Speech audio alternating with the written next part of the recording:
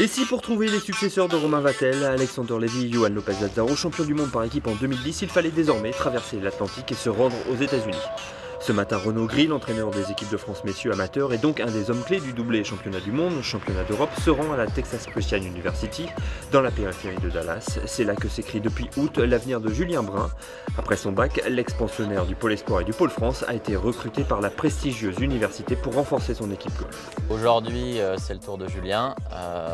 Donc on va à TCU, rencontrer son coach. Il va nous faire visiter toutes les installations. Les sites sur lesquels il s'entraîne et puis tout ce qui est cellules médicales, logement, etc. Donc on va vraiment se faire une idée d'où est notre petit Julien Brun. Comme Valentine Déré ou Isabelle Boineau avant lui, Julien Brun a décidé de tenter l'aventure en Fac US pour continuer à concilier ses études et le golf de haut niveau. Je voulais avoir une école assez bonne pour pouvoir continuer, pour pouvoir avoir un diplôme à la fin de mon cursus universitaire. Au cas où le golf ça marche pas, ce qui est fort possible malgré tout. Donc j'ai choisi cette université pour ça. Après on a un très bon programme de golf. On a un des meilleurs des États-Unis.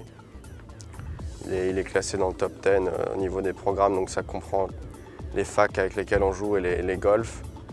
Donc ça pour moi c'était le plus important quasiment. Une démarche encouragée par la fédération qui soutient ces initiatives au travers de sa filière post-bac, tout en gardant un œil sur ses meilleurs éléments. Alexandra Bonetti, médaillée de bronze au championnat du monde par équipe 2010, a elle aussi intégré TCU au mois d'août et savoure sa nouvelle vie. Au début, bien sûr, c'était différent. Tout était différent, la nourriture, les gens, les rencontres, les classes. Mais là, après 3 mois, là, je me sens comme chez moi, il n'y a plus aucun souci. Le lendemain, c'est au tour de Clément Sordet qui fait les beaux jours de la Texas Tech de recevoir la visite du staff fédéral. Le moins que l'on puisse dire, c'est que nos jeunes espoirs ont vite trouvé leur marque. Ça, c'est ma carte des États-Unis.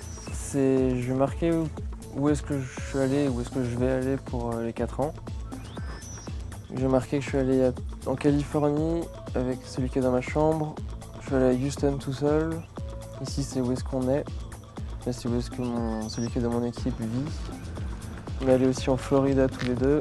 Je suis allé en Ohio tout seul et à Rhode Island tout seul. Moi, je sais que ça a toujours été un rêve de venir ici, de faire mes études ici. Et je pense que c'est vraiment une grande chance. C'est pas donné à tout le monde de venir ici.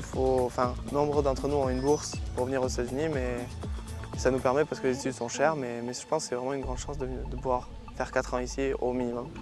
Les gens sont très sympas, donc l'acclimatation se passe plutôt très bien avec les gens. Ils sont très accueillants, t'aident beaucoup dans tout ce que tu fais.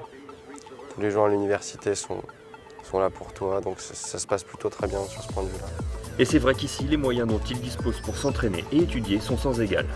On l'a vu là au travers de nos 2 visites, qu'ils ont des conditions de travail, des installations de dingue, il faut bien le dire.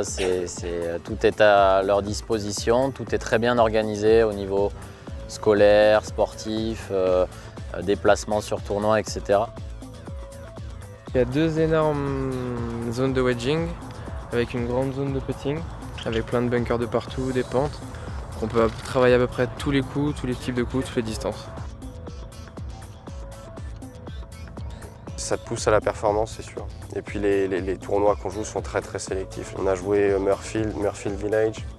Ça c'était vraiment chouette. Il y a un tournoi PGA Tour tous les ans là-bas. Des infrastructures uniques et des programmes d'entraînement qui ont rassuré Michel Pradé, le préparateur physique de la fédération, très attentif à la progression athlétique des jeunes champions dans ce nouvel environnement. C'est quasi la perfection. La simple observation, elle suffit à répondre, c'est-à-dire que ça laisse assez songeur. On a une sorte de gradation tout au long de l'année, avec un travail qui évolue entre les périodes hivernales où c'est beaucoup centré sur la condition physique, sur le travail de volume musculaire, au fur et à mesure de l'approche des compétitions, c'est-à-dire qu'ils tiennent compte du fait qu'il y a une gestion effectivement de la fraîcheur physique qui va aller vers un peu moins de quantité, plus de qualité et un travail qui va aller plus vers de la vitesse.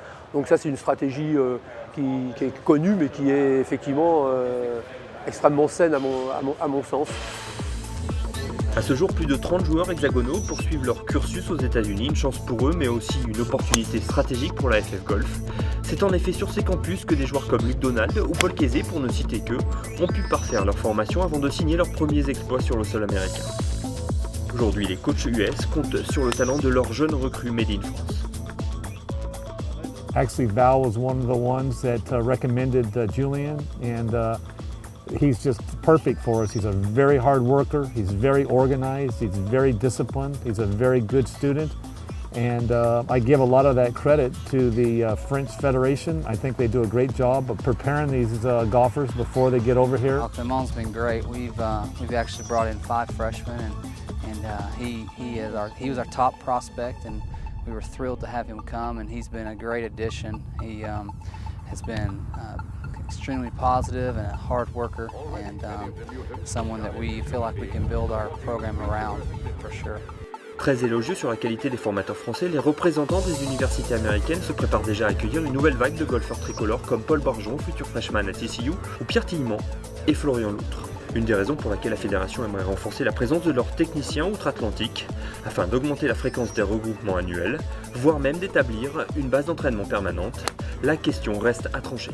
Les deux solutions sont dans un coin de la tête, on avance là-dessus et effectivement ça va évoluer vers beaucoup plus de présence, en tout cas aux États-Unis.